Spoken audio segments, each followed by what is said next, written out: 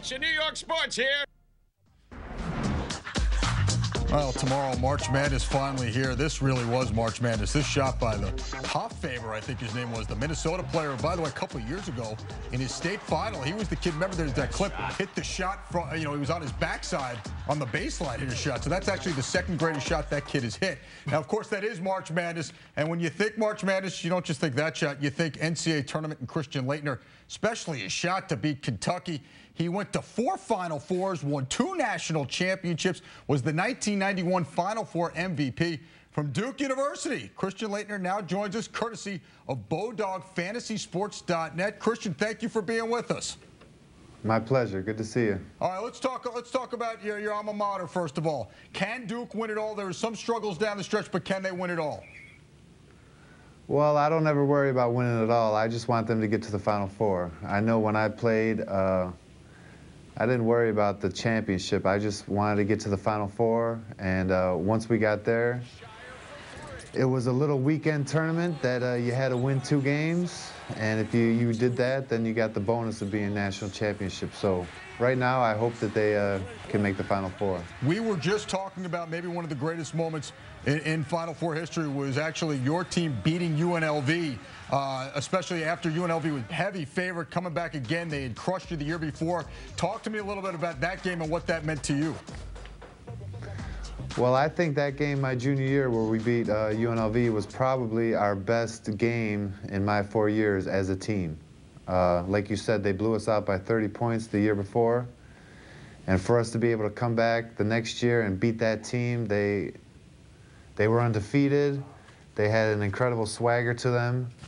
And we played the game of our lives, and we were able to pull out a win against a great team. Christian, Joe Beningo, how are you? Do you ever think of your place in college basketball? I mean, you have 4 Final Fours, you win the 2 national championships, you went to 3 championship games, you were the National Player of the Year, you hit that unbelievable shot to knock Kentucky out that year. Did you ever think about, let's be honest, I mean, you are one of the greatest college players of all time. Do you ever think about that? I don't sit around and think about it on a consistent basis. Sometimes it's brought up to my attention, like during March Madness every year. And if I'm sitting around having a few beers with my dad, he might mention it and get all a little misty-eyed with me. But I just smile, and I know he's proud of me. And but I try not to think about it too much. My head will swell too much if I do. Hey, Christian, it's Bob Raceman. I want to ask you, were talking about a team just getting to the Final Four, which that's what you're concerned with. But as you go along, the steps on the road, does their pressure build on you seriously? And what's the mentality or the psychology for dealing with that? The pressure does build, but the way they handle the psychology of it at Duke, and this is something Coach K does, he's very smart about stuff like this, is he looks at each weekend, each 2 games as its own little tournament, and that's why I mentioned that at the beginning of the show. You can't look at all 6 games as one big piece. You have to break it up in 2-game sets. Go to the first site, wherever Duke's playing this year in the West. Go to that site and try to win 2 games. If you win those 2 games, you get to go on to the regional final. At the regional final, you got to win 2 more games. If you are lucky enough to win those, then you go to the Final Four, and you have to win the last 2 to be champions. So Coach K did a great psychological ploy with us, and he always told us, don't think about going 6-0. For right now, just go 2-0. And if we win those 2, we'll come back, have a week of practice, and then we'll go on to the next site, the regional final, and we'll try to win 2 games there. Christian, along the lines of what Joe said, your impact of the history of the game, but maybe even getting a little more detailed than that. If there was one player, and it can't be Bobby Hurley, and it can't be a former Dookie, that you could play a big game with, from the 50s, from the 70s, now in college, who would that player be? Who would you love to play a game with that you didn't play with already? Who would I like to be on my team? Yeah, a teammate of yours, if you can have him for one game, a championship game. Geez. Maybe Oscar Robinson and maybe Alonzo Mourning. Alonzo, really? Wow, that is interesting. If I wish I would have played with Alonzo in the NBA. I think he's an incredible player, And he's a center that doesn't need to score a lot of points. He doesn't need the ball, and he can dominate a game. Basically, it means you get plenty of shots, which is what keeps Christian nice and happy, right?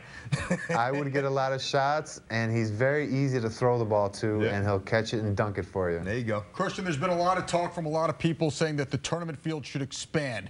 I'm wondering, do you think the tournament field should be larger? No, I don't. I think it's big enough already.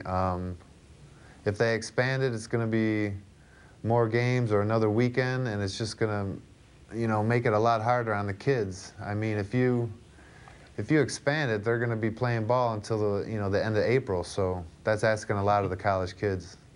Want to ask you if it's painful to see North Carolina playing so well? It is a little bit, but when people say that to me, I tell them that if I didn't go to Duke, I would have went to North Carolina. That was my second choice. Want to ask you very quickly here. We've seen Pitt really own New York in the last few years. There was a time when your Duke teams, whether it be Mark Allery or Danny Ferry, and you owned East Rutherford. What were you so comfortable about playing at the Meadowlands? I don't know why. Coach K always called it our home away from home, and we played a lot of games up there. Everyone loved playing either in East Rutherford or in the Madison Square Garden. And I don't know why, but we had a lot of success up there.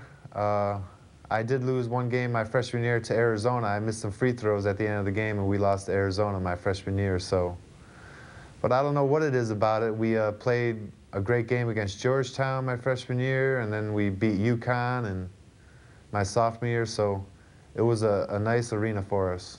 Can you quickly talk about what you're doing today with Bodog Fantasy Sports? Yeah, I'm working with Bodog, and I want everyone to join BodogFantasySports.net bracket contest for a chance to win $1 million and other great prizes. All right, go on the internet and join their site. All right, listen, we appreciate the time. Thank you very much. You're welcome. All right, Christian Laettner breaking down some knowledge. It is interesting. You think about it. Pitt owns it now, but for years, Duke